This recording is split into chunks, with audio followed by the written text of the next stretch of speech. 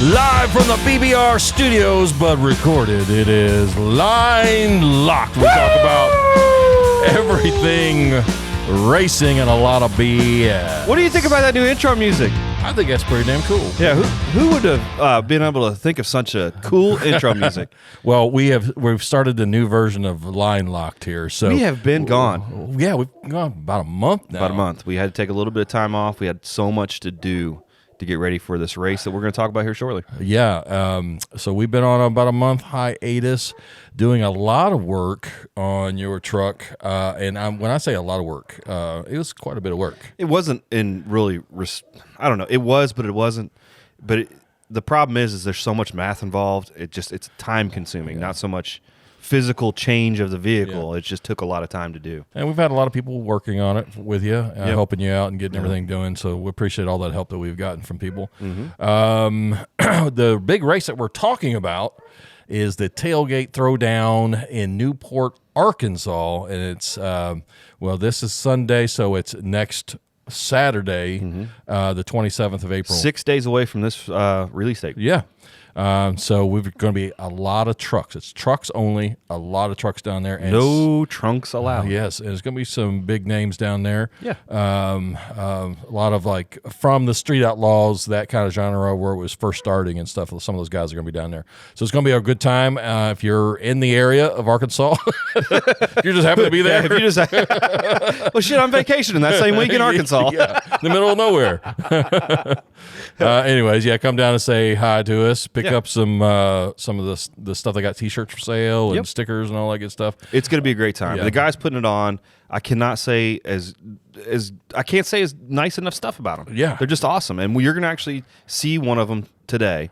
We've talked to him before, Ryan Wing. He'll be on, and we're going to talk a little bit about the Throwdown and a little bit about him. Yeah, absolutely. So we're going to go that way here in a few minutes. One of the big things that's happened to you over the past 2 weeks is you've looked like you got punched in the face. Yeah, so that's another reason we haven't done anything, because I've been out of commission for about almost 2 weeks. I'm still hurting. I still can't open my mouth all the way. I don't know if I should say that. But when I feed myself, I've got to put it up against my teeth and kind of press my teeth up. I got my wisdom teeth out. Thank God. Can I get a round of applause? Is there applause on here? Oh, there might be. We've talked about this before. I had some hurting, and then it took 3 months to get scheduled. They finally pulled them out. And I tell you, that has been, I don't know what was worse, the pain before or after, during. I don't know. I feel pretty decent now, but it's because I've had some beers. Yeah, well there. But the operation itself, the first day wasn't terrible because everything was still numb. And then after that, it just it looked like what Logan Paul's going to look like when Mike Tyson gets done with him. It was bad. I'm going to throw a picture up there, but my face, they said I was going to look like a chipmunk. I don't even know if that's even good enough for it, because it swelled not only just where it was at. I got 2 of them taken out. It swelled up into my eye and then down in my throat. Yeah, it was the whole area. I couldn't believe how swollen you look more like a zombie, like the flesh was already starting to rot from the inside out. Well, to be honest with you, I didn't know if it was ever going to go away. And my wife considered divorce papers. Oh, really? She actually came in that morning. She was at work. She came back and looked at me after it swollen real bad one day. She's like, if you would have looked like that when we got together, I wouldn't have married you. I wonder why. I was wondering why I got all those missed calls from her. She's shallow. But no, it was a bad time. It needed to be done. It just sucked. It is what it is. Wow. Well, I'm glad you got it done. I don't remember mine being that bad. I had all 4 of mine pulled out once, and I don't ever remember mine being that bad or getting that swollen in my face. But it wasn't great. I don't know why it was so bad for me. I do. They told me that they were severely impacted, and they actually had to break them apart to pull them out, I guess. Is that a thing? You're a guy that deals with that shit, right? Yeah, they break them. Is that a thing? I don't know. So that's what they did to me, and, it hurt. I don't think they initially want to break them, but they do break. So it's part of it. Yeah, they maybe. Dig it out then. Maybe. All right, so we normally do like a TikTok tragedy, but in this particular case, they're not tragedies. What we are doing is you guys send us your TikToks that you want us to watch, and we watch them. Yeah. And you get to see us watch them. Yeah. I guess. These aren't tragedies per se, but they are viewer-submitted TikToks. Yeah, there we go. So we are going to go ahead and watch one of them right here in just a second. All right, it says, my wife, where are all the burnout marks coming from in front of the house?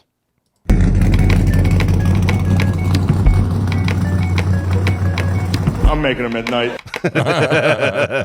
So if you guys haven't seen Shane Gillis, where'd you get the cheese, Danny?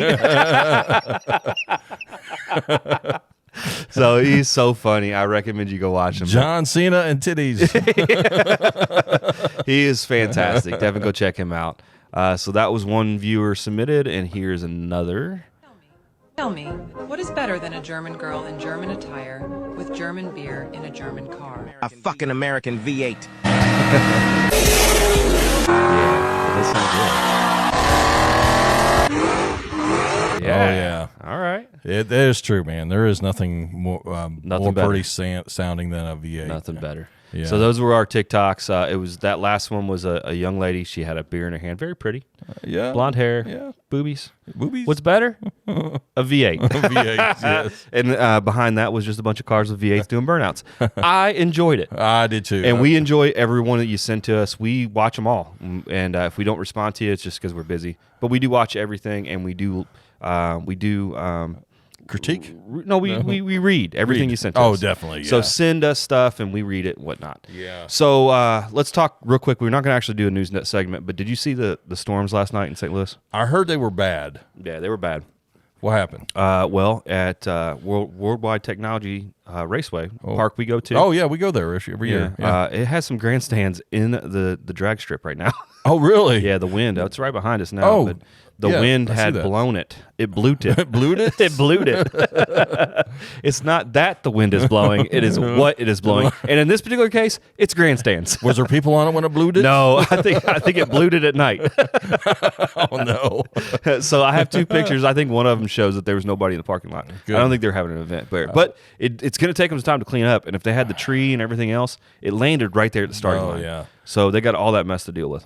Well, I would hope they'll have it fixed by the time we get down there, but I wouldn't think there'd be any of those stands if there was a tornado or What something. the fuck you just say? No idea. How many beers have you had versus how many beers I've had? I don't know what I'm talking about here. That'd be the tornado. I don't know. So was it a tornado or was it just wind? I think it was just wind. Okay. I didn't really care enough to actually look and investigate. I didn't do any investigative journalism. I just saw some pictures of that. The wind blew it. The blew it down. It blew it over. Okay. All right, man. So the next thing is not news, but we want to talk about it again. The drag racing bracket race bonanza. We're doing it. We have an invite code. It'll be in the link below. If you like drag racing, you're going to watch it anyway. You might as well do a bracket. It's fun. Yeah. And you'll be going against us and others. So do that. It's going to be cool. Just like the March Madness bracket, but just Every drag week. racing. Basically, the top fuel, the funny car, and the pro stock, and the motorcycles if they're racing those races. Yep. We've learned a lot from doing it for the last few races. It's pretty fun. I love it because he has to remind me. You got your bracket done. Yeah. This is like 10:30 in the morning on a Sunday. Yeah, that's the only thing. You have a limited amount of time to set your bracket because it's between qualifying and round one. So usually it's Saturday night to Sunday morning. Yeah. Before they start E1, and I actually ran into a situation this last week where I got mine done like 5 minutes before they actually started Yeah. racing, and they took it. So Yeah, it was good. So it's a good time. Yeah. All right, so we're going to take a break, and the first guest we're going to have is Ryan Wing. He is the promoter of the Tailgate Throwdown and an awesome guy. So, Yeah. and right after that, we're going to have Chip Cox. He's kind of like my nemesis, I guess you'd say. Tormentor, my goater. the Green Goblin. Yeah. He's all those things. Both of them are great interviews. So after the break, we'll talk to Ryan, and then right after that, Chip. All right, man. All right, man. We're back with our good friend Ryan Wing. Ryan Wig. I mean Wing. Yeah, Yeah, right. come on, Hey, man. I was Come pulling your on. thing there, man. How you doing, Ryan? Oh, dude, I am. I'm perfect, man. I'm Yeah. perfect. We're on the brink of mass chaos in a drag strip with nothing but trucks. So I mean, I can't be any much better unless I was sitting there right then and there waiting for it to go down. When this releases a week after, we'll know the winners. Yeah, we will know the winners. Yeah, because Yeah, it'll be we will. it'll be next Sunday. So this is coming out on the 21st Yep. of April, and the race is when? 26th. We got some testing and grudge, and then 27th is the the main event. Yeah. So let's go back a little bit. We had you on back, I believe it was in February, right? Somewhere around there. Somewhere Yeah, I around think there. so. Yeah, somewhere in February. And we decided we like what you were doing. We liked your energy, and we wanted to get on board. So we put up a little bit of money, not very much, probably not nearly enough, really. Yeah. And we decided to kind of try to sponsor the class, try to get some money going anyway. And I Yeah. think we did a good job with that because there's a lot of people that came in similar to our kind of cause, and we stirred the pot a little bit. And I think it's going to be a great event. And with you guys, obviously it's not just you, and I've met some more people since we've talked that is definitely that what is Chad Square Body Stuff guy.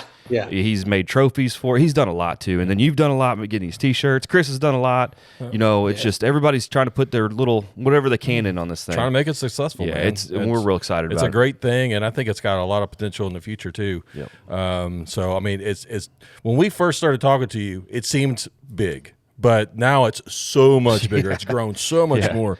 Yeah. All these other people are getting involved from all these different states. And where are they coming from? I heard there were some coming from California, Michigan.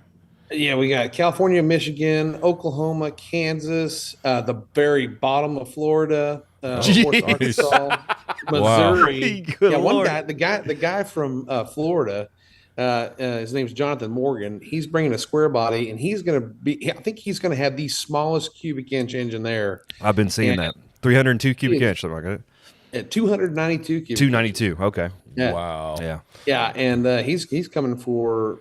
He's going to run full size street, and he's going to run small tire with that truck because he's got a 250 shot on that little bastard too. Oh, No, he's a wild man. Yeah. Supposedly that whole group's bringing like 4 trucks. Was that the same? Yeah, group? there's a group down there bringing 4 trucks. There's a group in Michigan bringing 3 trucks, and that there's 2 trucks coming from California, and then of course we got Texas. One guy had chimed in on Messenger from New Mexico. I mean, they're coming from all over the place. that's awesome.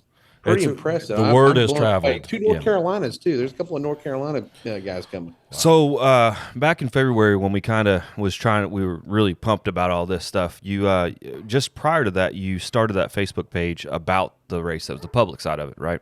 Yes. And Yeah, it started out pretty humbly, 50, 100 people in it. And the last time I checked, you're a little over 1,100 people involved on that page.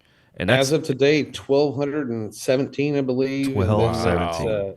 There's another 400 that are following it, but haven't hit the follow button, but they're interacting or something. I don't know. I'm trying to figure out that whole stuff. Did you have any clue that it was going to be as big as it is? No. No. I mean, if you would have told me back in, I think it was, I had to been, I guess, around end of October, when we were sitting on the crapper, me and 2 other buddies talking about The same crapper? yeah, same crapper. Yeah, it's a 3-seater. It's amazing. Takes all the guessing game. I think they call that the Love John. Yeah. No, we were taking a crap in 3 different 2 different states and 3 different states. But it started out with me and Dave were thinking about building a 305 with a turbo and an SM465 to go race Chad. And then we were going to meet somewhere in the middle to do it. And then it just spawned into this. And we didn't build the truck, but we built this instead. So, And you got a pretty sweet little truck that you've been building. You just now started testing on the street, right? You started driving around, I should say. yeah. Yeah, I did. Had a little bit of a brake problem. I got some brake stuff that came in yesterday. So you're not the only one. I'm still dealing with my shit. dude, what is up with that, man? All I did was narrow the rear end. Let the brakes go out. All I did was let mine sit for 6 months while I worked on the front. Yeah. No, I was excited to start hearing about it, and then now I'm really excited with how many people are really excited to go. That pumps me up. It really does. Yeah. Well, it's like anything else, man. You got to plant a seed, and then it takes a village to make something great. Yeah. And between Chad, between Dave, between Tim Saws, and you guys, and Chip and Thomas, everybody and Sean Settles, everybody getting behind it, and then helping. I mean, what you did helping us with the design and everything, and helping. I mean, that's amazing. I was and honored. awesome. I was honored to do it. Yeah. It was a good time, and it just adds a little professionalism to it. Makes people want to look at it and go, "Hey, this is going to be a cool event." It's better than what you did with crayons. But you just go ahead and put that on the shelf. Yeah, well, like I said, I used to be a connoisseur of the Photoshop, and I have not upped my skill set. Yeah. Well, you got the sympathy vote, so we were like, we'll go ahead and help him out a little bit. No, the design turned out really cool. The T-shirts looked really cool. Yes. I liked how you did the.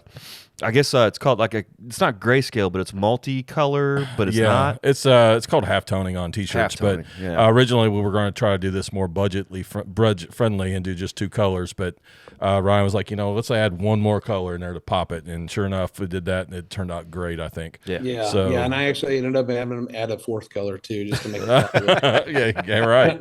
I mean, it's one of those things where when we started it, obviously this was just an idea, and then I didn't have a lot of money to throw at it because I'm throwing all my money at my toys and 100% kid stuff, and so but when we decided we were going to make shirts and stuff, I was like, we're going to make it to where it is the nicest shirt that we can possibly produce without breaking ourselves, and then so we got a really quality shirt, and then we wanted the artwork to be really good, and I didn't want to do the iron-on stuff. The iron-on stuff works. But, I like for my YouTube channel, I have some iron-on shirts. They're okay. But I wanted a silk screen, and I wanted to be something when somebody's going to spend good quality, hard-earned money with this. I wanted a good quality shirt. And what I always like about the T-shirts is, especially because, I know you changed it a little bit and you just put 2024 on there. And, if you're going to be at every one of these, because I know there's going to be more in the future, because this is already a success already. Yeah. You have one from every year, and you can say, "Hey, I was there. I drove my truck in that competition." OG. The original. That's it. So there's 2 schools of thought. There's 2 schools of thought there. Our league that we run in, they do not put numbers on it. Yeah. And the reason they do that is because they can sell the shirt later. Yeah. So it's two schools of thought, I guess. I like the idea of having a number on there. The only downside to it is the cost of it is you're going to have to sell them then, and then you may be holding on to them for a little while. Yeah, or sell them at cost afterwards, after the fact. Or something. Whatever. I think Ryan's already selling them at cost for the most part. He may even be taking a loss on them. I went back and forth on the 2024 thing. We originally had the date on there. I was like, no, we got to get that off. And I told him that, but I told in passing, and he didn't, so I went back to him and was like, hey, let's take the date off. Let's just, you guys do want to leave 2024 on it? And I was like, yeah. I was like, you know what? Let's do it, because I'll tell you what I did. I I used to go to the show every year. They used to be up in Denton, where I used to live, and it was called the Pistons and Paint. And it started out as a very small show. It was a pre-1963 show. It's a lot of rat rods, custom stuff. I'm big into the chop top, nose decked French, all that kind of stuff. I mean, I like it all, fast stuff and slow stuff. And so we went to that first one, I think in 2008, and there was like 30 cars there. And they sell posters, and then they sold shirts. And on the shirt, it had, established 2001, then it had the numerical Roman numeral for each year.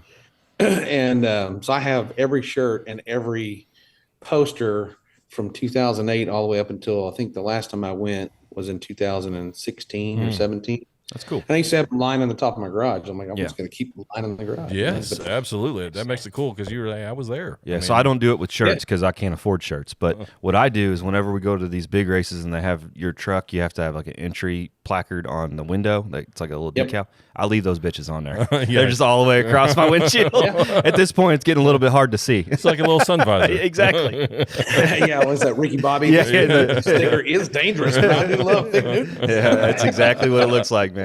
But I do enjoy having it's something about a one-time thing that FOMO, fear of missing out. So if you don't get it then, that pushes people to buy it or whatever. But it's 2 schools of thought. I like the idea of the date on it, and I'm glad you did it. Yeah. Or at least the year. We only did like I think we did 175 shirts total. Wow, that's pretty good size though.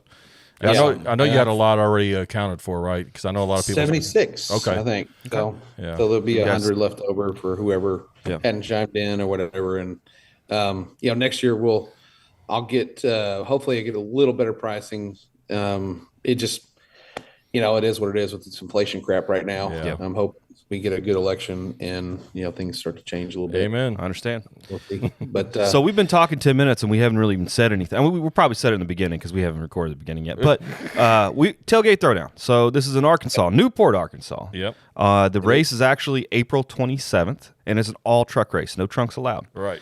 So I'm going to be an Outlaw. Let's talk about classes real quick. We got street class, which is pretty much anything except no power outers, right?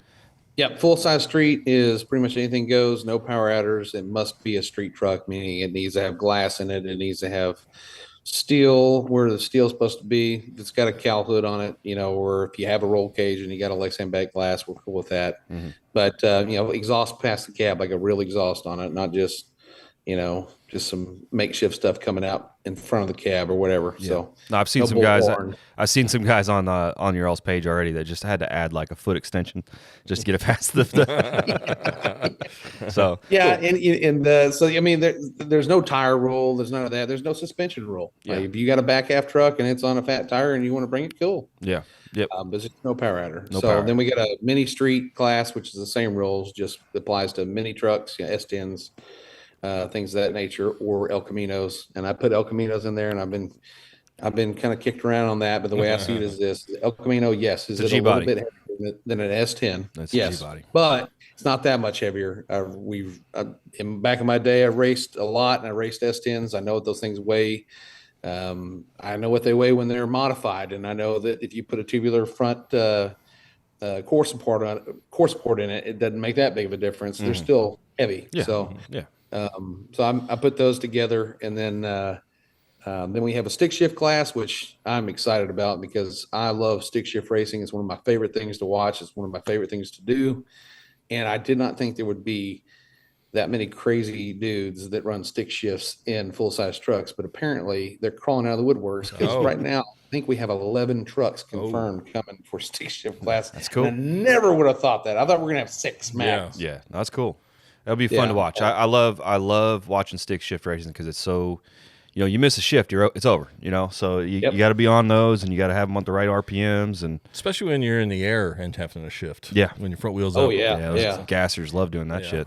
Oh yeah, but yeah, the beauty about stick shift racing is 100%. You miss a shift, then you're out of luck. But if the other guy misses a shift, you're back in the game. Yeah. That's exactly right. Now, what's cool that this is all heads up, but what's also cool about stick shift racing is we have and again in our league we have modified production, which is a stick shift class, but it's indexed. So to add another level of difficulty is you got to get those shifts exactly right every time.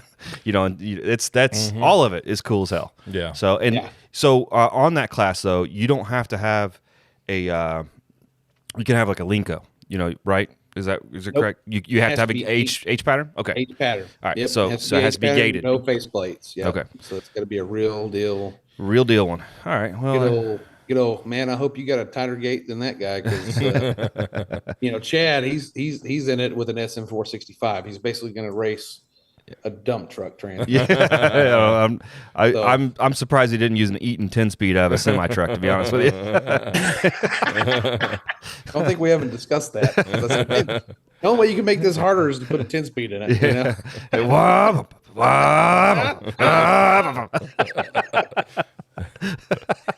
Yeah. So, and then we got small tire, which is not your traditional small tire, which mixed emotions about that, but there was a reason why I did it that way. And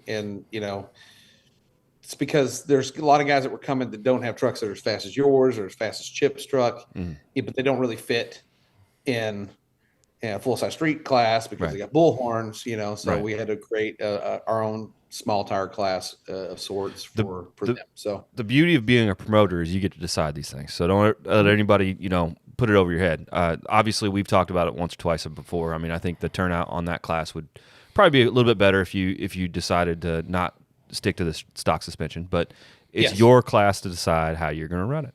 So and a lot of guys had to fall into Outlaw, and I've gotten the brunt of all that bullshit for the most part. Yeah. And our next guest after this is probably going to give me some more bullshit on it. I guarantee you. I hope he does. I hope he does. But so you had the small tire, and that, basically what that is any power adder, right? It just can't any power adder. It just has to have stock style suspension on a small tire, 28-10-5. Yeah, which the 28-10-5 thing was kind of the kicker because a lot of the small tires for trucks are 29.5. Yeah, 29.5, 10.5. Yep, that's what I run. So I figured let's just see who's really hardcore and let's do 28s and let's just see. Who shows up. So if anybody that's a layman that's listening to this, they think that 1.5 inch number isn't a big deal, but it is. Huge. It's massive. It's a massive deal. And honestly, and this is the way I understand it because I don't come from the world you came from. As far as the street racing world or, the street outlaw style world, all that shit. I don't know nothing about it. But I do know, at least locally, the reason that everything went to 28-10-5 is because Mustangs can't fit a 29.5, 10.5.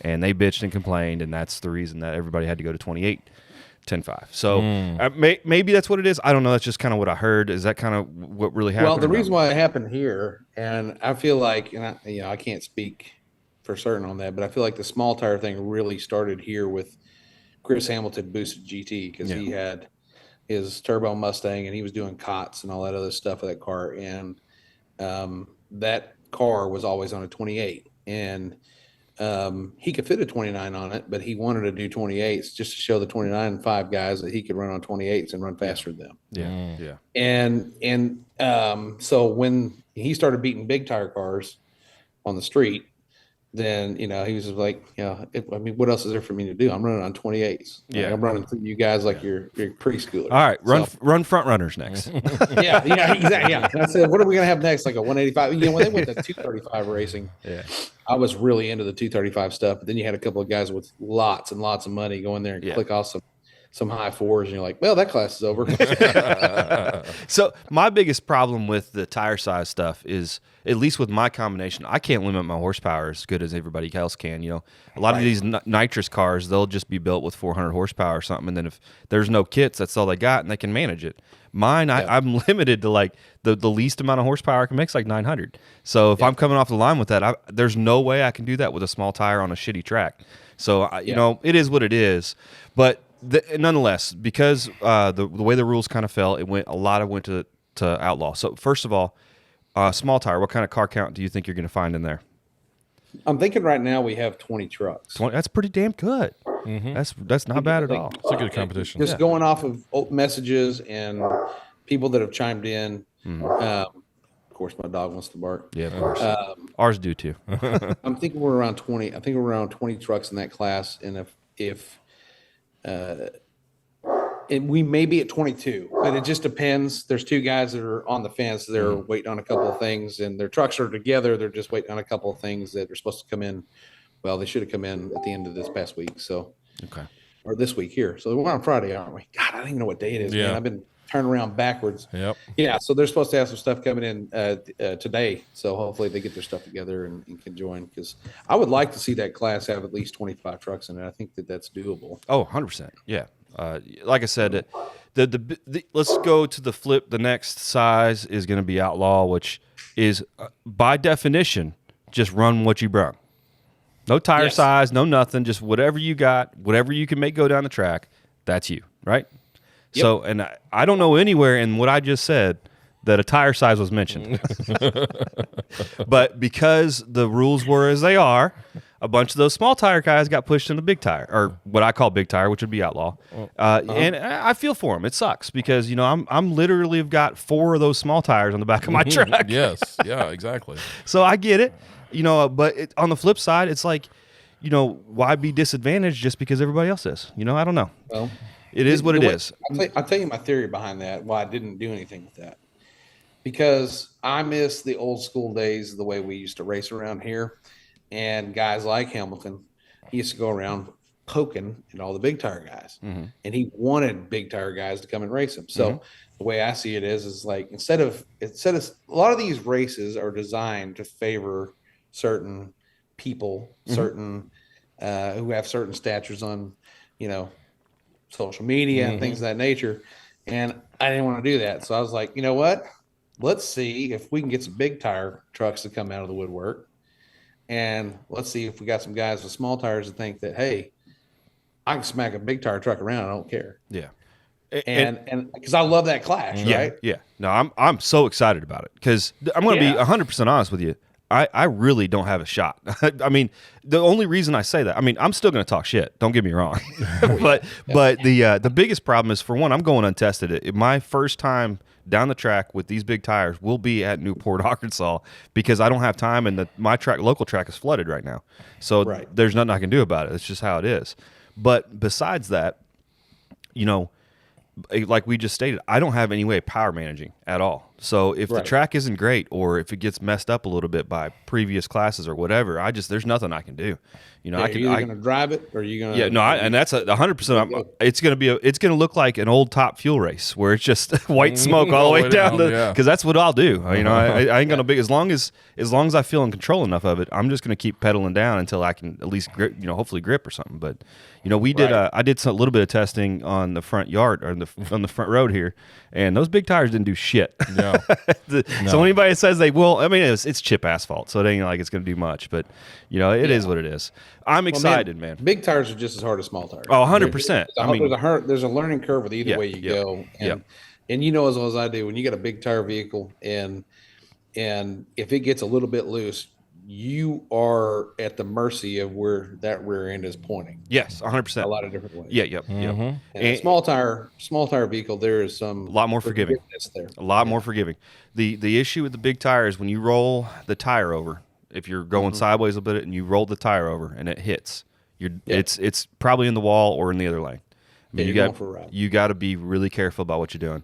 You know, tire shake is a whole nother ball game. And I have had some serious tire shake with a small tire, which most people have never experienced, because it just doesn't happen that often. But the way, as hard as I run that truck, that small tire, I would shake the shit. I mean, every time I would go down, when I come back, I'd have to check everything. There would be wires and shit. And I mean, there's some stuff I still haven't fixed that I really should have, like wires and stuff that have just come undone from their connectors and whatnot. It's just it's violent. Yeah, and I'm hoping, and that's part of the reason. Anybody that's listening to this from the Throwdown that's actually heard me and Chip back and forth, you're going to hear about that a little bit here. Chip's already messaged; he's coming on, so that's going to be fun. But the reason that I'm not willing to go to small tire, being baited into it, is twofold. One, it's like, why'd be disadvantaged? But secondly, I need time with these big tires, because I've got the rest of this season that I've got to work on them with, you know. And we go to some tracks. Most of the tracks we go to are all nationally event style. I mean, they're very well prepped and all that, but we do go to a couple of them in the dew at night. That Newport would be a great example of what I need to do to get down it. So I need to take that data. I mean, it is what it is, guys. So anybody that's upset with me, you know, sorry. Yeah, well, look, I love small tire racing just as much as I like big tire racing. I like racing, period. Yeah. And at the end of the day, if you think you got a big bad truck and it's on small tires, well, then you should know your program enough to come smack around a small tire truck. I mean a big tire truck. I'm sorry. Yeah. But if you don't know, you know, then that big tire guy's got an advantage on you in some ways. You know? Some ways. In some ways they do. Particularly some ways they do. And particularly if somebody has a lot of time on them. If a guy like me that has zero time on them, I would be just as deadly with a small tire right now on that same track, only because I'm still going to deal with the same issues because I don't know where I need to be. The anti-squat needs to be. I don't know where the shocks need to be. I'm basically setting it up neutral and then figuring out which direction I need to go. And that usually takes, when I'm setting up suspension, it usually takes me about, 5 to 6 laps, good 100-foot hits in order to figure out what the launch needs. That's just how it is. But this race, I don't have that ability. No. Yeah, and there's going to be a lot of guys that are at an advantage. Local guys are going to have the advantage. Oh, 100%. Yeah. I know there's already some guys that have been testing there, like last month, I believe, or the end of, a couple weeks ago, 2 or 3 weeks ago, as a matter of fact. I saw a couple guys out there testing that are coming, and they ran pretty good. But I do know that a couple of them tried to push their trucks into a lower AT, and it wasn't having it. Yeah. So, it is, that track is going to be limited. I mean, it's whatever the track can handle for the weight that you're trying to push it down there. At some point, it doesn't matter how good your geometry is, how good your setup is. This track will not tolerate any faster than this has the ability to do. And that's concrete was poured in 1940. Yeah, so a lot of stuff. Expansion joints every 30 feet. I mean, it's going to be a fun race, boys. Yeah, absolutely. Yeah. All right. I didn't want to do a true no prep. That was was my thing. I like no prep racing, but I didn't want to do a true no prep. But couldn't afford a really, really nice facility to have, guys out there with Zambonis cleaning and spraying. And all that's that kind what of we're stuff. used to. That's what we're used Yeah, to. I like the more homegrown tracks, and I like the more homegrown feels. We love the smaller tracks, the ones we do go to. We love them. Unfortunately, like I said, the stuff we run most of the time, it's all nationally event type prep tracks. Some of them we go to, they're radial, like RVW prep tracks. So I mean, they're serious, real deal tracks. Yeah. We don't get to go to the small ones very much at all because of our schedule so busy. So we were really looking forward to this one just because of that. It's something new, something different, and plus we get to meet all you guys, and we're super excited about that. It'll be a lot of fun. That's my biggest thing about this whole deal is just the people so far. I mean, everybody who's chimed in has been absolutely awesome, and I know that we've prefaced it quite a bit that, hey, this is our first one. We're going to learn some woes.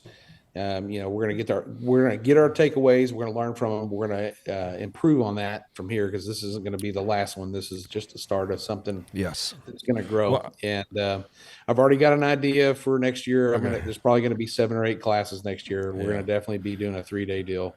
Yeah, and we may even, instead of chip draw, we may do qualifying for some of it and have a bump spot. Okay. I'd like to see a quick 16. I like that style racing. I mean, you got to be able to get in the field. That to me, it makes it even more fun. There's no ducks. There's no ducks. Everybody's there to do something, and so we're definitely the modern truck situation. Something I didn't address because when we started this deal, everybody had old trucks, and I wasn't.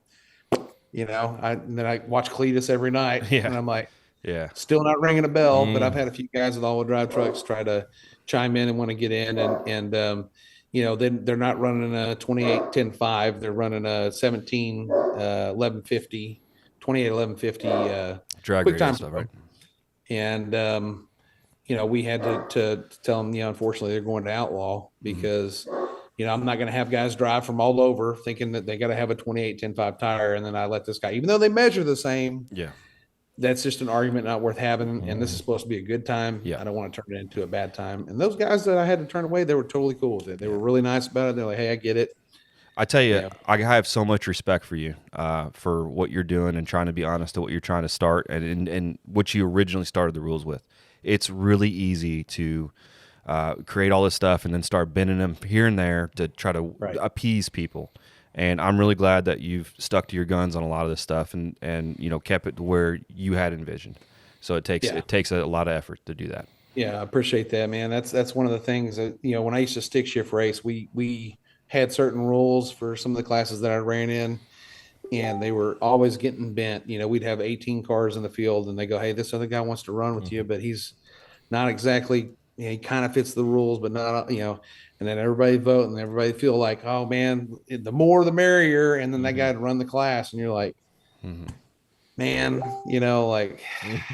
but racing's racing, right? It is. If you're not getting beat by somebody, you're not being challenged. Yeah, 100%. And you don't get better unless you're getting beat. I get that, but it's just one of those things where I just want to stick to the guns, and if we don't have a place for you this time, then I'm going to do my best to try to have a place for you next time. Cool. And if that means we got to run the program a little bit longer, add another day or two, then that's what we'll do. I mean, because a weekend, let's face it, if we could have done like a 3-day deal this time, we would have done it. But the way it worked out, it just wasn't going to happen. So you could have scheduled a 3-day and then not had the following you have right now, and then you would have looked real stupid. So I would rather have a really tight schedule for your first time out to kind of feel it all out, and then make your adjustments for next year and make it even better.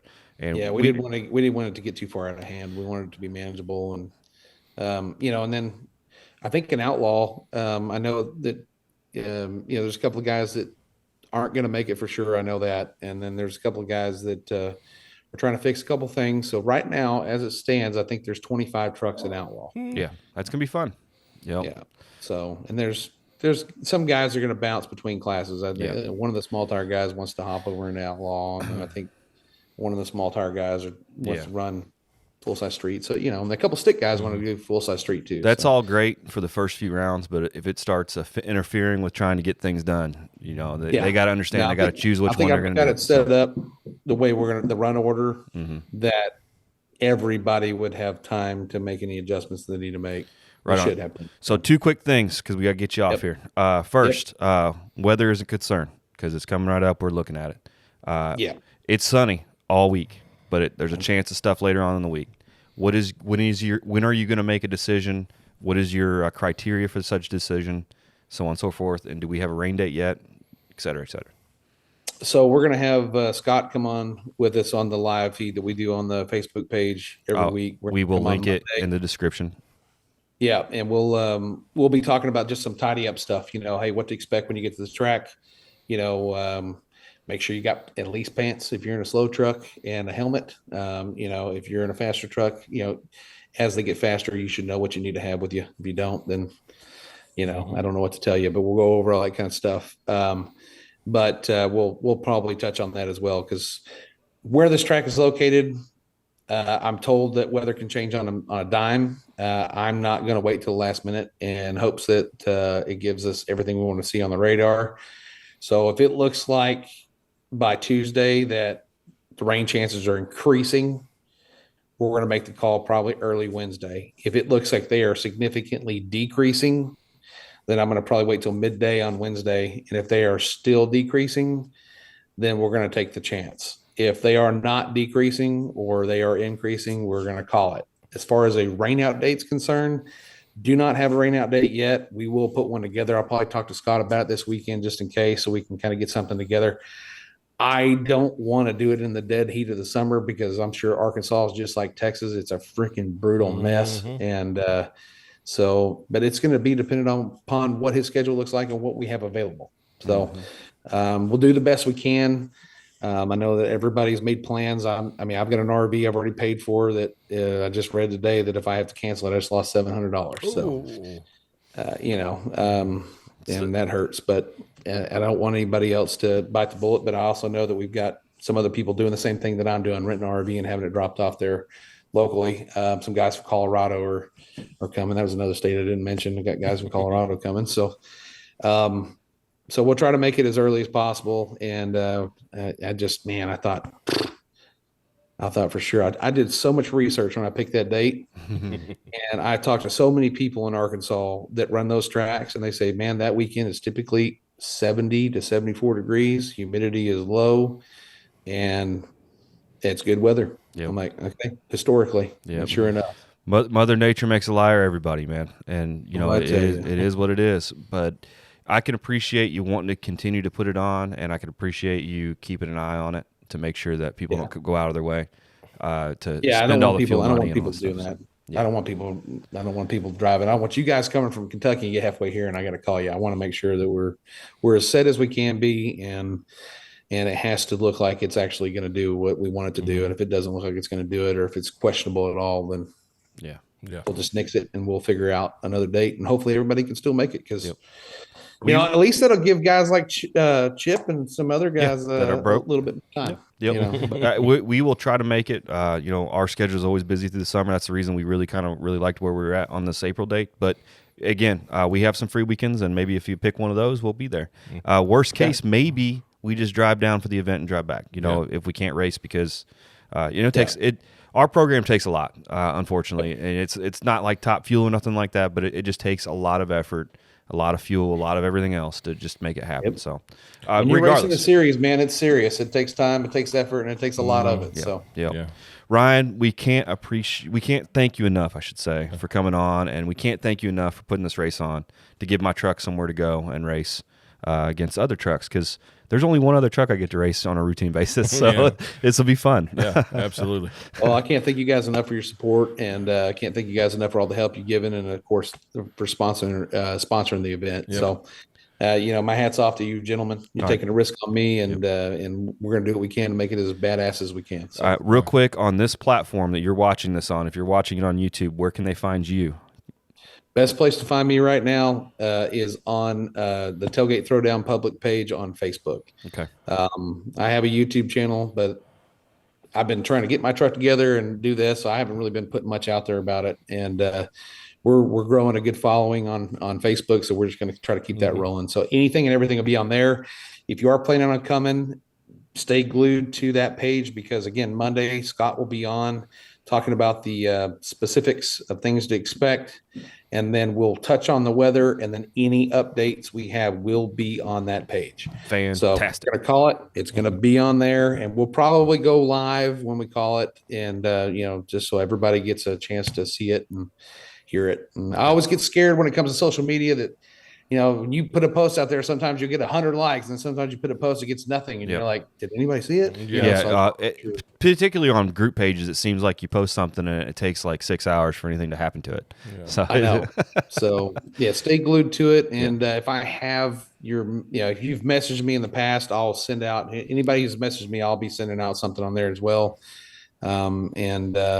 And then we'll stay glued there, because we'll keep things rolling. We'll probably start doing still do some lives and kind of keep that information rolling, and that way we keep everybody up to date on when the next date is, if we do have to in fact cancel it. Awesome. Ryan, again, thank you so much. Thank you guys for everything you're doing. All right, man. Let's go on to our next guest, Chip. All right. All right, we're back with Chip. How you doing, man? What's going on, brother? Chip is my nemesis, evidently, like my small tire nemesis, the guy that hates big tires. Is that about accurate or not? No, I don't hate big tires. You know, when everybody else is on small tires, it's like, well, do I want to kick a puppy? Yeah. Kick a bunch of puppies, or do I just want to let them drop and everybody else? Being upset with me is like being upset with me because I'm eating a donut and you're on a diet, brother.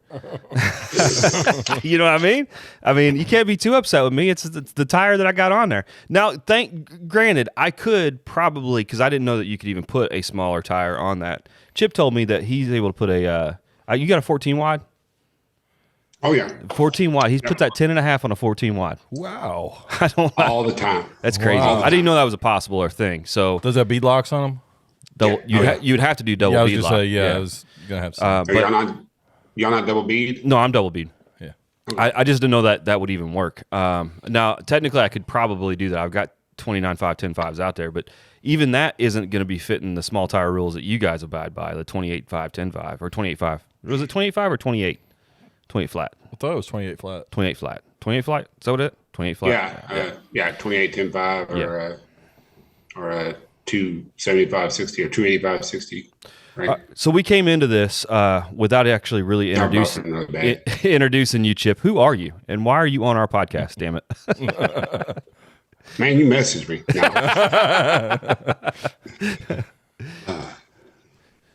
Man, I started out. I had a car called the Mistress before Sean Wilhoit's Mistress. I'll just throw that out there right now. Yeah. But no, me and him have some good. We used to talk shit because we both had the same name. Yeah. Anyway, raced all my life, probably since I was 17 on streets. And just as you make more money, your toys get bigger, more expensive, and you still stay broke. Oh, yeah. Doesn't matter how much money you make, you're going to spend all of it. Yep. Yeah. I do. I'm very successful. Yeah. Successfully being financially irresponsible. The CEO of no money. I've lost a couple wives to it. Yeah. Met my wife at the drag strip, so I knew she was a keeper. Yeah, that's right. You got to find them there if you want to keep them, I guess. Right.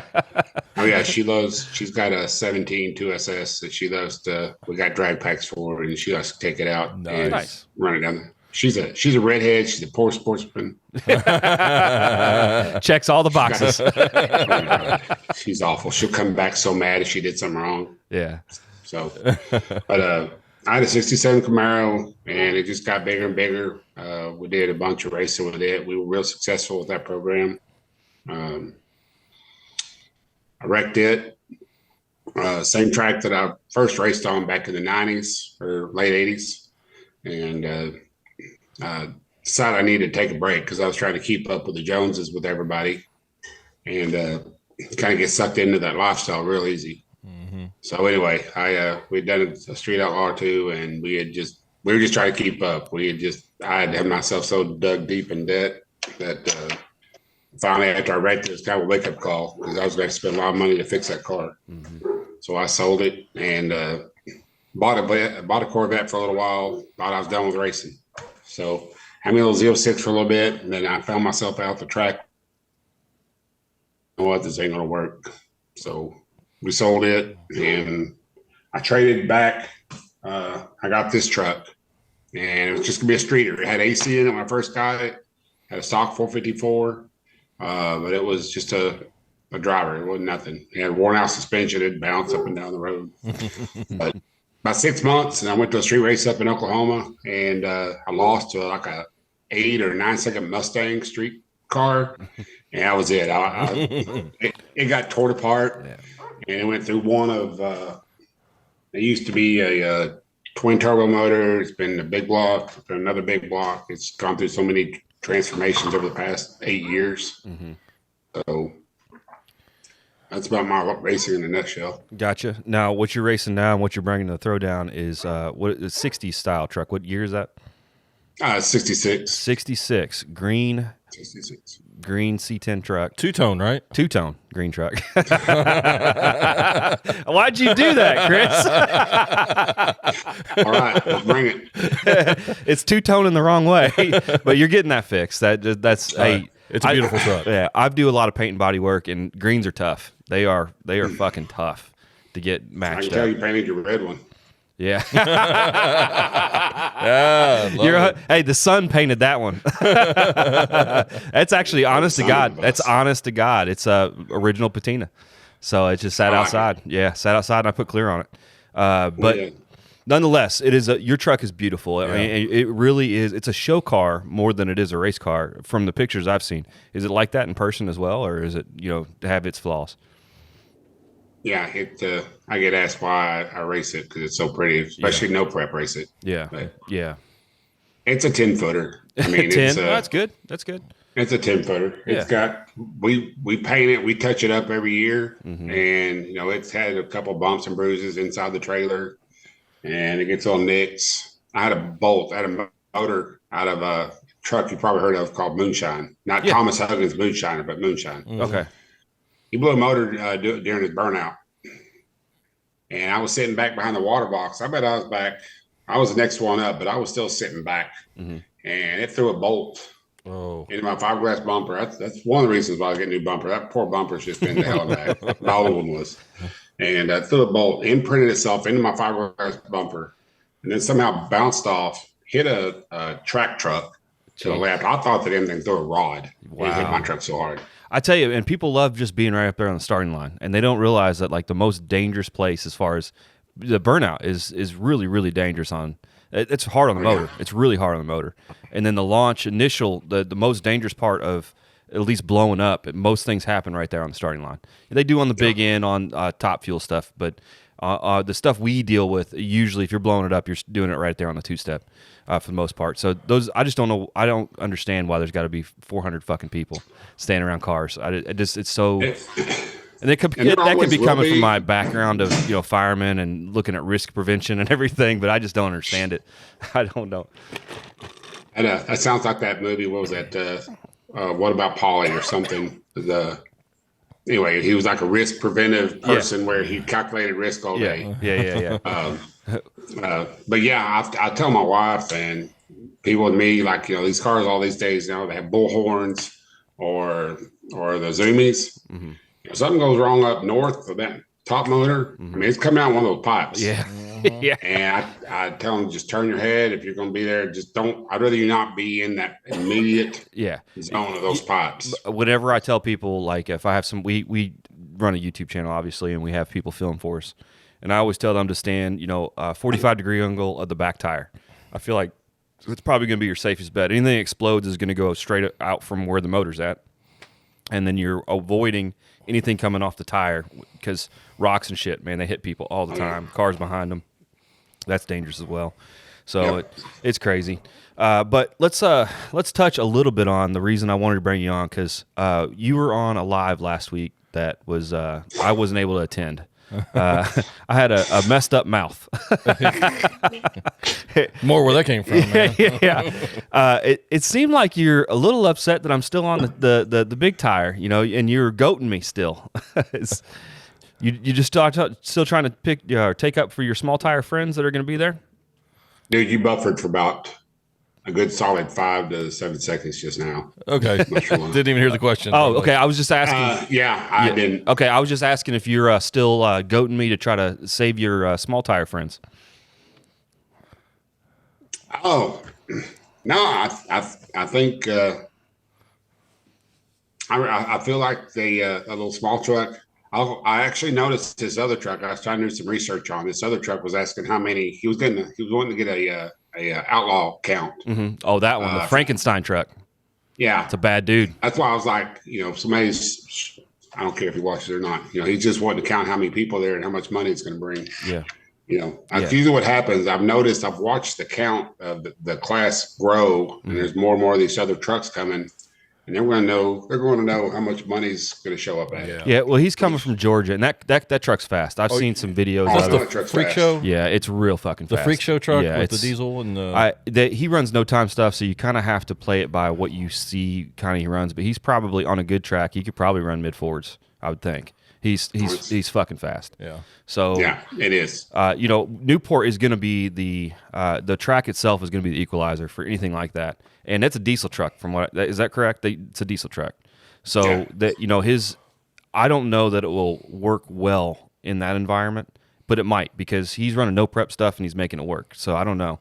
I know it's fucking fast and it's scary. I know. So it runs. I think he does primarily small tire stuff too. Yeah, the videos I've seen, they were definitely not small tire. They're probably, they weren't as big as my stuff, but they were at least 14s, pretty wide tires. So isn't that about the time you start developing brake problems?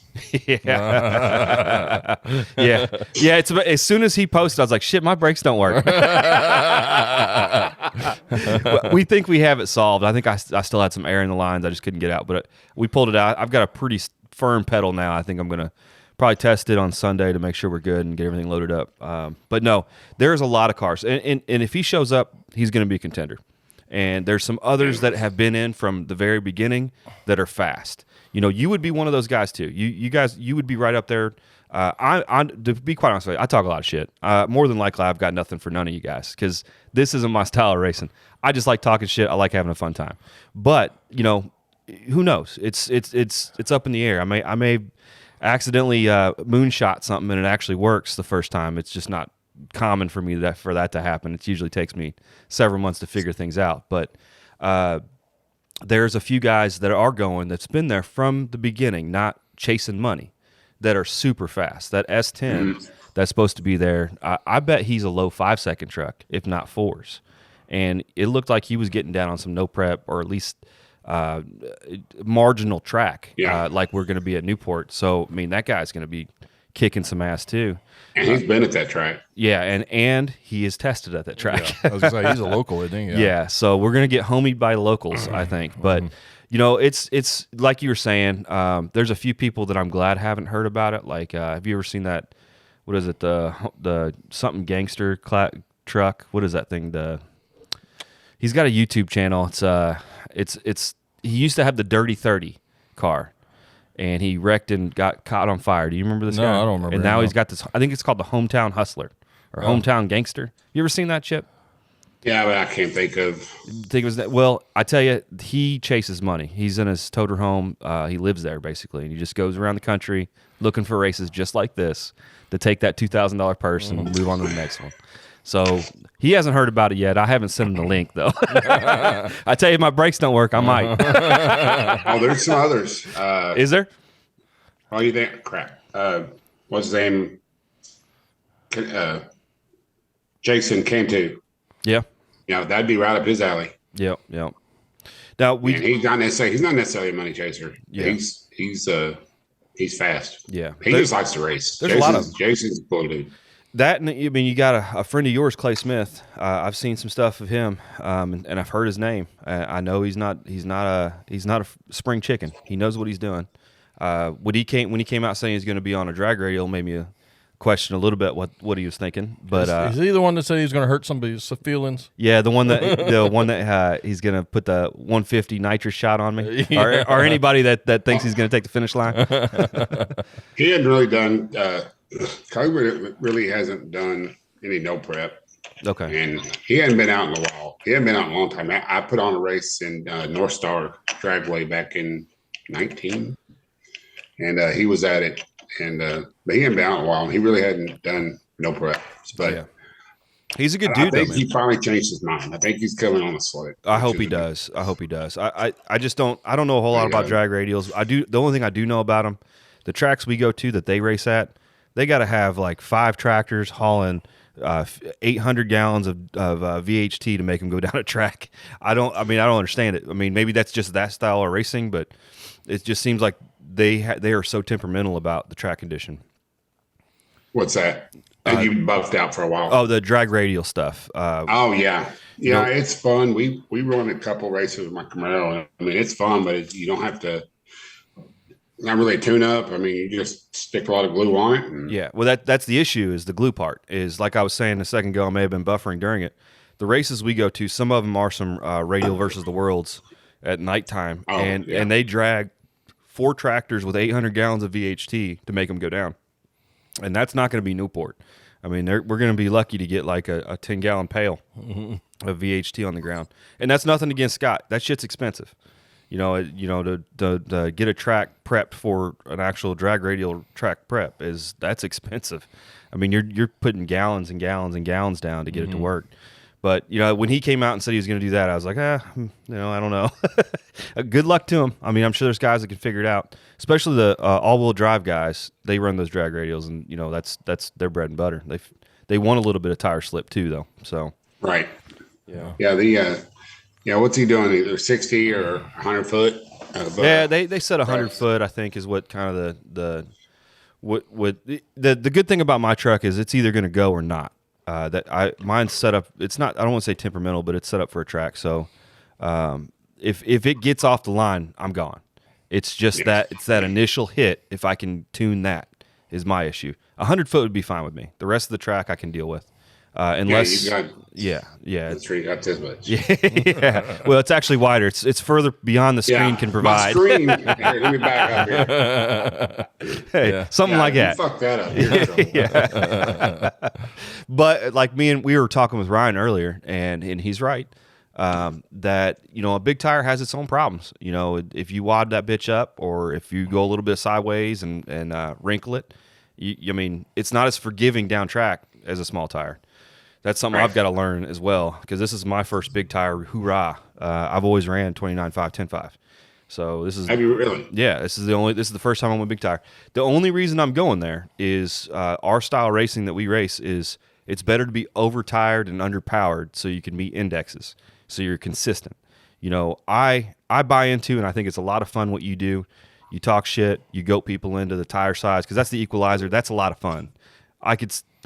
That's cool. I love it. It's just the style we race in currently. It's kind of dictated that we have to run the bigger tire, the better, basically. Well, and I guess it's mine. I've got a signal booster in here, but for some reason I keep buff out every few minutes. And it's no big deal. So I apologize, but our racing is fun. I used to race on big tires on my Camaro, wheelie bars, the whole 9 yards. And it's fun. I think we quit doing big tire when big tire got out of control. And if you didn't have a $1 million program, you weren't competitive. So I think when I had a wreck, I was already on small tires then, but small tire was just getting more competitive, and big tire was not reachable. Yeah. Well, had a lot of that's in every single heads up class there is. Sure. That's just how it is. Absolutely. Yeah. So that's the reason we've pigeonholed our life into index racing. We like it better than bracket, only because it's a little bit more challenging than bracket. I don't want to say it to bracket guys because they think it's different, and I don't disagree. There's two sides of that coin, but we enjoy bracket racing because it's data driven. We have to go out there and decide the tune-up for the car for the race, versus the bracket guys get to be able to go out there and decide the number on the side of their car for for the race, if that makes any sense. You're we racing like yourself. Yeah, we like that style racing just because it's not always the money that wins. It's really how good you are on the line, how good you finish line drive, yada yada yada. Yeah. This is our first heads up race ever, I think. Yeah. I've never ran a heads up race, so this is just a lot of fun to me. It's a rush, dude. You're like I said, it can be expensive. It can mean obviously blowing motors. Yeah. You don't know what I don't give two shits if you run a 540 or 538. Yeah. You know, it's whoever gets to the finish line first. Yeah. Yeah. And just you're staying in it or you're. Yeah. It don't matter what you run. You don't have to worry about beating yourself. Right. You know, I've seen too many races or been to many races where you have a car, you have a 540 index. You got cars that actually really run 490s or 50s. And you can hear them feathering, you can hear them pedaling. And I've never been down with that stuff. Yeah. No, I get it. It's different. The only reason we do it is because we can't afford to run the heads up stuff. We just can't do it. You know, I can't either. I know, but you're spending. We've talked on Facebook a few times when you've had some motor trouble recently, and I just told him. I told you need to be more financially irresponsible. Is all it is, and you know we are too. It's just like I said, we found something that we can at least obtain affordability. Right. Now we haven't won any of these races yet, but we've been making strides and getting better. Whereas this heads up stuff, and as you know, it just gets out of control crazy fast. Oh yeah. You know, there's just nothing. Money. There you go. Money. That's with that truck too. Yeah. Oh yeah, I've got a few of these. Yeah. We need you to send us some pictures of that so we can put it on during we're talking here. Whenever you buffer out, we'll just slam a picture of Gap on there, so you can't see your face do this number. You know what's funny is that race right here. We won $5,000. Wow. I blew my motor in the finals. Yeah. New motor, 6,500. Yeah. To fix the cylinder. Jeez. But I burned up number one. It's the same one that I've had issues with a couple times. Yeah. I think we're gonna have it fixed this time though. That's good. Yeah, I hope you do. I really hope. I'm hoping this. For one, I kind of hope the race gets off when it does, because we don't know if we have the dates off, if they have to rain date it. But if they do have to rain date it, we're going to try to make it. At a minimum, we're going to try to make it down to Texas at some point, because I want to put I want to put a hurting on you. You bitches, if it gets rained out and we do it, you better be there, because I promise you I will be there. If it doesn't interfere with our normal racing schedule, we'll do it. Our problem is you know we're already tied up at least a month or maybe 2 weeks a month already. So we're going to try to make it. We'll just have to see. The biggest thing is like I said, we're hoping it gets off this weekend. I know it sucks for you because your stuff's broke, but you know we already have these days scheduled, so it is what it is. We hate it. Okay. Yeah, we hate it for you. But I tell you what, I'll let you in the winner's circle photo if you want. You know, that's up to you. It's up to you. I'll even let you hold on the money for just a little bit, just so you can just feel a little bit. Mm-hmm. If you need it. I don't think you're taking it home, brother. That big old blower just gonna spin them. You're gonna lose to a small tire, and it's gonna go viral. Yeah, it probably is. Yeah, well, I already told Ryan it's going to look like an old Top Fuel race. It's just going to be white smoke all the way down.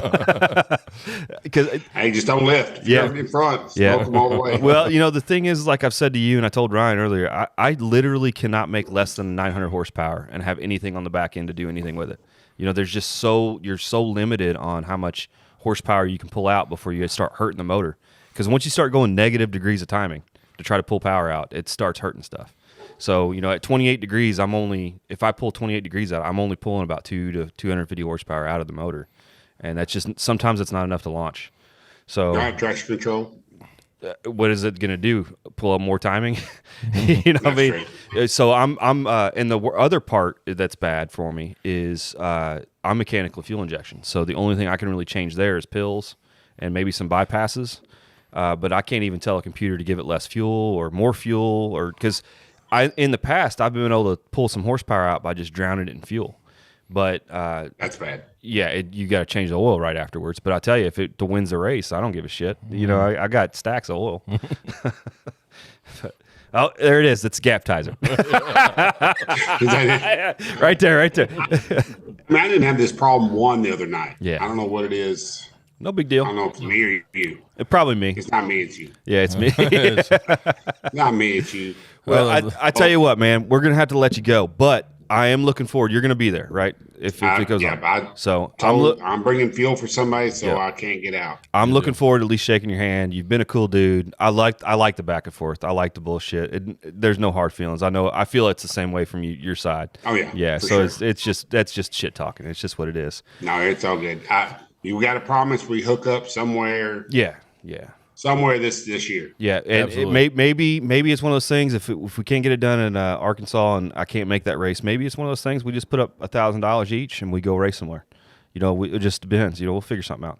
It wouldn't be my first grudge race. It just would be my first heads up style full event type of thing. No prep off the trailer. I'm down with it. I don't know about that. I'm thinking maybe a test and 2 night somewhere. How about off the trailer? You on big tires, me on small tires. I'll do off the trailer, but we're going to go somewhere for a test and 2 night. Just not that track. No, we'll go somewhere that we've never been, either one of us, so that it's fair that direction. And then, but it has to be a test and 2 night where they have some glue down, or it doesn't. It's going to be like a chip asphalt fucking road to me. You know, my issue is how much do I have to fucking change to beat you? You know, because I've already got my shit set up for the style racing that I'm doing.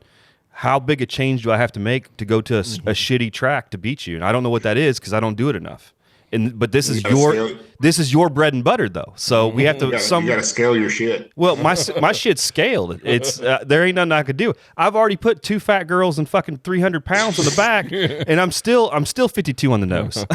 You know, that's actually not bad. 52 is not terrible on a truck. I would prefer to be closer to 50-50, but 52 is not terrible. My biggest issue is as you know, your IC point is so fucking high on a truck. It's ridiculously high. So it's really hard to get your rear links where you kind of need them to make it work. And I don't have the time or the patience to figure that shit out. I just don't. If I'll figure it out for the racing style that we're dealing with, and then maybe you'll aggravate me enough because you're really good at it for me to go to a couple tests and tunes to figure out what I got to do to put a gap on the Gaptizer. Have I been successful? Oh yeah. I've already told Chris a couple times I ain't fucking going. He's gonna be pissed if I win this shit. All I'm gonna hear is it's because you had big tires. No, I swear I won't do that. But if you don't show up and you bitch out because of brakes, I've already fixed the brakes. No, brakes are good. No, brakes are good. I'll say you were scared of freaking Stein. No, I ain't scared of losing. I just don't want to lose my shit because I break it. No, we figured that out. I think it was just some more air in the lines we just couldn't get out initially, and we got it out since when it set a couple days. We were able to get it out. But I feel like I got a good hard pedal. We'll drink some beers. Yep. And I'll be sulking and. Hey, I'll tell you what. The first time we started up the warming up, I'll let you sit in it. Let me take it down the track. Show you how a real man does it. Huh? Yeah, you can be in the bed of the truck if you want. No, I ain't pulling the JK. Yeah. Man, it was fun talking with you, Chip. We'll catch up with you. All right, man. Take care. Sounds good, brother. All right, see y'all next weekend. All right, see you, buddy. Woo, Chip. Why'd you do it to me, buddy? Why'd you be so mean? I almost had to call my mom. Say, Chip's being mean to me. He's a good guy. He is. I really enjoy him. And the thing is like when people see people talk shit online, they get all in their feelings about it. Like, like he's going to be so upset. Yeah. Dude, I've been a fireman 17 years. There's very little that you can upset me with. Yeah. And that's what I told Chip anyway. And then Chris knows the same thing. He's a grown man. You know, we make fun of each other and shit. And it's fun. You know, it's not a big deal. Giving each other. So if you want to give us shit, there's an email right above us, right here. You know, just put it in there. Send us an email. Talk shit to us. We don't care. Yeah. What we're actually gonna do right now is people talking shit. So this instead of viewer mail, we'll just say shit mail or shit mail. Well, hey, I got 3 pieces of mail actually. Going back, actually over a month now since been a while. episode 22. We apologize, guys. Yeah, we had Todd and Jenny on who were go-kart racers. Yes, that was an awesome, and that was been one of my favorite interviews. Yeah, they were and great. we're hoping to have them on again after the season starts and see how they're doing, and see how Jenny's doing since it's her first year. But Drake Kitlift 7073 said absolute legends in Todd and Jenny. Please have them back on. And they were both great. Yeah, we will definitely. And on episode 22 also, that same one, 1320 Quick says that photo segment with the firemen and the female drivers, ha ha ha ha. If you were watching that and you didn't get it, they had Cory did the video editing and he had Todd and himself on the left side of the screen and me and Jenny on the right side of the screen. It was labeled female drivers. So if you're only listening to us, we appreciate that. But if you want like the full effect, you should probably watch us on YouTube. Because I usually add some dumb things like that. Yeah, and while we're talking about that, you can see us on YouTube at Blood Brothers Racing, or actually it's Blood Brothers Garage on YouTube, and all the Line Lock segments are on there. And we're talking about maybe actually making a Line Locked YouTube channel that you can go directly to there in the future to do that. And lastly, going back to episode 21, where we had Dina Parisi, the female pro mod also driver. A great episode. Yes, she was a figure skater turned pro mod driver. Travis, aka Toad Lininger, 3923, said you forgot to ask her about the whole spicy meatball name, and she actually emailed us the answer. She says, when I'm not racing, I love to watch it online in the chat bleachers, as we call them. One race, there was a troll invading our chat bleachers. My account was actually my real name, so I changed it to Spicy Meatball. No intention behind it, but it was just to be incognito to the troll. Well, completely by accident, it stuck, and the fans have been calling her Spicy Meatball from that day on. Well, you couldn't have done a better one, because you are a spicy meatball. Yeah, I mean, That's you had a lot of energy with her. That was a great interview. Yeah. And we're really looking forward to seeing you get back on the track here soon. Hopefully you got your test results and everything done correctly. Absolutely. And, if you need that EKG, hit me up, Dina. I'll send you something. All right, guys. Well, again, Blood Brothers Racing on YouTube. You get us on the YouTube video portion of the Line Lock podcast, or you can go to any of the podcast spots like Apple and Google, not Google anymore. No, Google got shut down. Yeah, Spotify, all those guys. Not the search engine, just the podcast. Just the podcast part of it. Yeah, they're part of YouTube now. Yeah. And also, like we mentioned, linelockedpodcast@gmail.com. That's going to get us email to us, and we can answer any questions, or you can just give us shit like we just talked about. Also, give us shit, please. It's too much fun. Anyways, my name is Chris, and I'm Cory, and we are Line Locked. I love the new intro. See you guys.